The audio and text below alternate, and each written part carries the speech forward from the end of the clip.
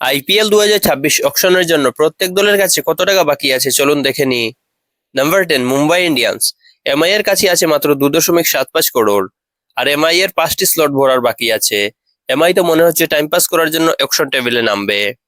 Number 9 পিবিকেএস। Punjab Kings এর কাছে আছে 11.2 করোড়। পিবিকেএস এর 4টা স্লট ভরার বাকি আছে। Number 8 Gujarat Titans. যেটির কাছে আছে 12.9 করোড়। যেটির মাত্র 5টি স্লট ভরার বাকি। Number 7 RR. রাজস্থান রয়্যালস এর কাছে আছে 16.5 করোড় এবং আরআর 9 জন প্লেয়ার কিনতে পারবে। Number 6 RCB.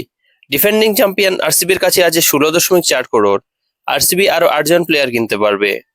Number 5 DC. Delhi Capitals এর কাছে আছে 21.8 করোড় এবং তাদের 8টি স্লট ভরার বাকি। Number 4 LSG. Lucknow super giants, তাদের কাছে আছে 22.95 করোড় এবং তাদের 6টি স্লট ভরার বাকি।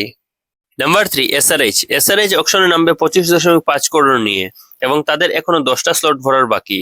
Number 2 Chennai Super Kings. Chennai Super Kings বড় বড় প্লেয়ারদের রিলিজ করে 43.4 করোড় জমিয়েছে।